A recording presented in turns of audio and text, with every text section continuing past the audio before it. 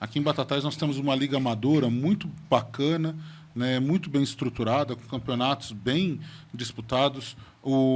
A nossa produção aqui, a JSL de mídia, o Jandim, ele está começando a transmitir, né, Jandim, alguns... Começando não, o ano passado já transmitiu alguns campeonatos amadores, está indo por aí.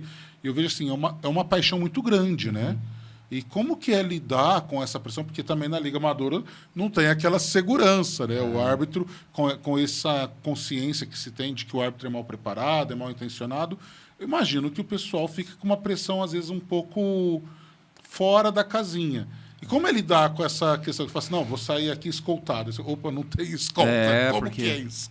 os campeonatos que são organizados pela Federação Paulista, ele tem todo um aparato de organização, de segurança, um legislativo que dificilmente vá dar, por exemplo, a um dirigente ou a um torcedor, a um jogador ou ao membro da comissão fazer algo que seja além de uma reclamação respeitosa, né? Agora, no amador, a gente já não tem nada disso. No amador é a bênção de Deus e que Deus nos proteja. Então, assim, quando você entra para ir para o campo amador, você precisa já estar duas coisas. Primeiro, você não tem nenhum tipo de estabilidade, pode acontecer de tudo ali, com os jogadores ou com você pode estar no meio. Agora, o melhor, gente, esteja preparado para fazer o que você tem que fazer, porque se você não cometer um equívoco muito grosseiro, muito esdrúxulo, né? Se você estiver em cima dos lances, se você conseguir ter boa comunicação com os jogadores, com o banco... eu já fiz muitos jogos amadores, né? Graças a Deus até hoje nunca tive grandes problemas. Embora, volto a dizer, o ambiente do futebol ele é muito hostil. E as pessoas precisam entender que, do mesmo modo como os jogadores se preparam, os árbitros se preparam, porque estamos deixando isso muito claro hoje, para se fazer futebol profissional, exige preparação em todos os sentidos. Também as pessoas precisam entender que o torcer não é a todo custo. Sim. O torcer não me faz do outro um inimigo, ele faz meu rival. Mas, veja, se eu for pensar que porque o outro torce para o time A e eu torço para o time B, e aí, de repente, nós vamos nos degladiar até a morte porque nossos times estão jogando, a gente perde a dimensão do esporte e até mesmo a própria questão da fraternidade humana. O futebol nasceu para unir pessoas, não para separar, né? E hoje, as federações, CBF, têm feito muitas campanhas, né? Para poder acabar com estigmas que estão no campo, racismo, homofobia, violência, tudo isso são coisas que tem que acabar, né? E por isso que eu vejo que assim, a minha atuação como padre, levada já adentro do campo, por meio dessa questão de querer aplicar justiça, de ser respeitoso com os outros, de entender que nós estamos num ambiente de disputa, mas que não nos torna inimigos, isso eu acho que é muito legal, muito interessante. Né? Uma curiosidade, o senhor então é federado, Federação Paulista de Futebol. Então, agora, por exemplo, ela vai consultar sobre as escalas aí das categorias que o senhor apita. E, como o senhor disse, é um gradativo até chegar à Série A. A Série A1. A Série A1. Só que esse processo é um processo muito longo, né? Mas aí seria o top da federação. Agora, como é que vai para a CBF? Como é que fica isso? Na verdade, um árbitro não precisa estar na Série A1 para ser um árbitro CBF. Podem perceber que vários árbitros já têm o distintivo CBF sem ter feito um jogo da Série A1. Porque, veja, em nível nacional, o que é um árbitro CBF? É um árbitro que tem a credencial para fazer jogos de nível nacional, para além do seu estado. Os campeonatos além do seu estado. Para além do seu estado. Ele pode fazer Hoje, por exemplo, o senhor por exemplo, outra federação não chama, né? Não. Todo árbitro está fixo à sua federação estadual. Certo. Mas os árbitros que recebem a chancela CBF, eles estão aptos para fazer jogos de nível nacional. Por exemplo, Copa do Brasil, Campeonato Brasileiro, de todas as divisões. Veja bem, a Série D, por exemplo, tem muito jogo. É muito. Então, tem árbitros que não apitaram ainda a primeira divisão do Campeonato Paulista, mas já fizeram jogos da Série D, da Série C do Campeonato Brasileiro. Então, a chancela da CBF é para te credenciar para campeonatos nacionais. Porque mesmo sendo Série C, Série D, tem que ser árbitro CBF. Com certeza. Em nível nacional, só vai estar árbitros que têm a chancela CBF. E aí depois o FIFA. E aí depois o FIFA, que aí é árbitro internacional. Aí ele já pode fazer Copa do Mundo, Libertadores, Copa Sul-Americana, eliminatórias da Copa. Você sonha com isso? Olha, a grande questão... Sonha. Né?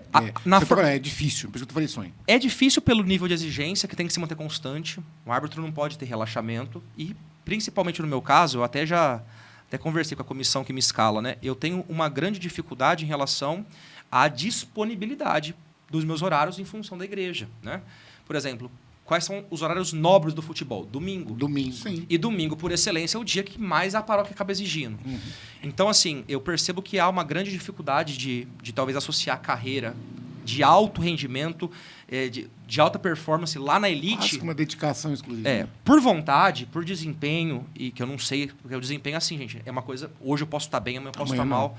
Quantos árbitros que chegaram no topo fizeram jogos ruins e depois tiveram que fazer processos de reaprendizado. Reciclagem, Isso é né, pessoal? normal acontecer.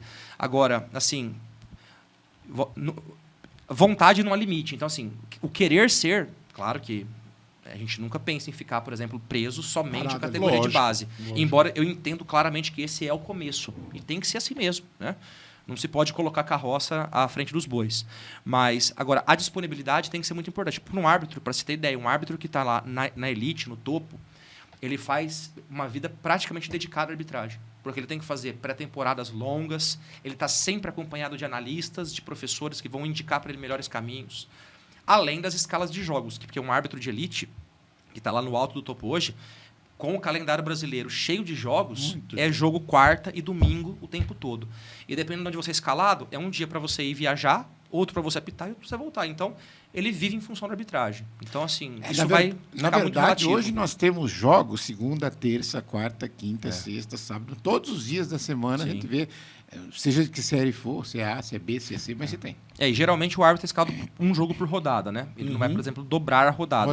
É bem difícil, para dizer que raro, né? Mas o árbitro que chegou lá na elite, ele está em função disso. Todos os árbitros praticamente têm algum tipo de profissão.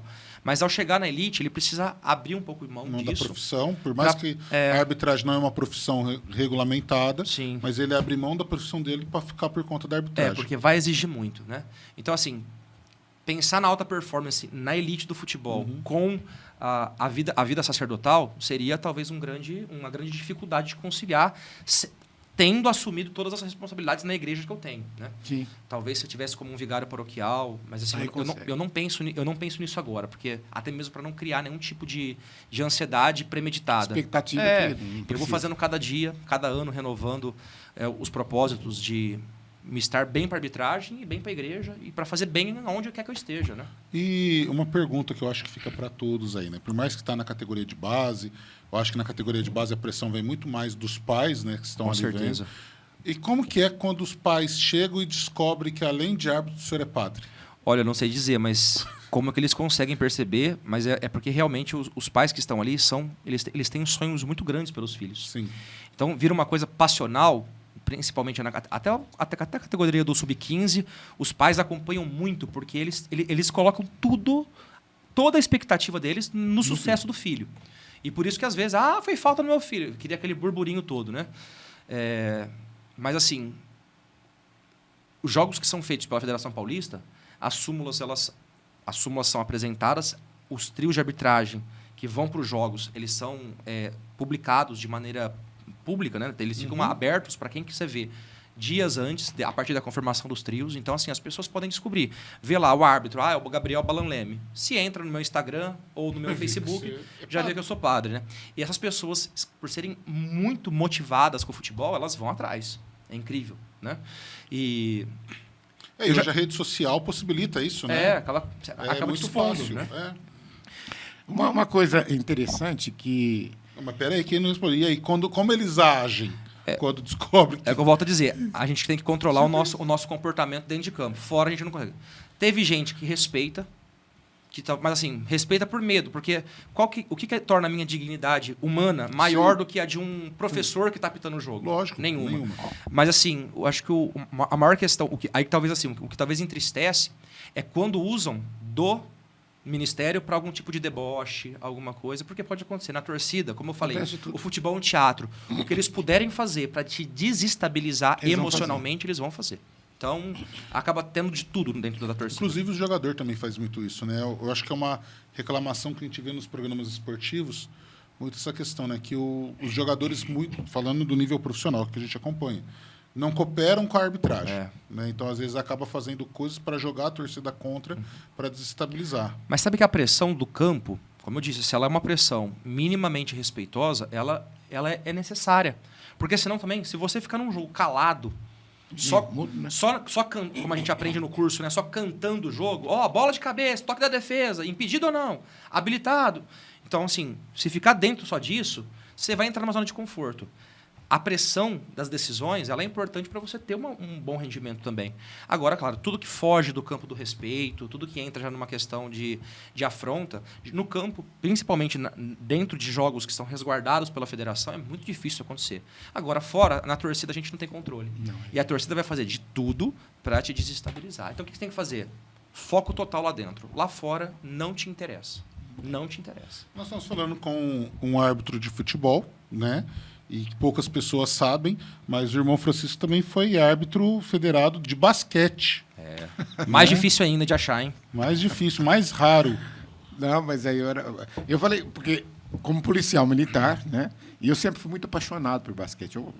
Até hoje, né? Para quem não sabe, quando nós desenhamos a logo, lindo. eu mandei pro Jandim, lindo, e o Jandim fazendo. Aí eu vou mandar pro irmão Francisco para ver o que ele acha. A hora que eu mandei, a resposta dele foi: nossa, tá maravilhoso, tá parecendo o símbolo do Golden State, que é o time que ele torce na NBA. Tá parecendo mesmo. Mas eu falei como policial, porque eu sou de uma época eu não tinha nem pensado em nascer, claro, mas a maioria dos árbitros eram policiais militares, policiais civis e professores de educação física. Ou seja, quem trabalhava na área de educação física. Majoritariamente era isso. Era majoritariamente isso, né? E agora que mesclou-se bastante, né? Mas eu queria fazer uma provocação, não sei como é que o senhor vai responder.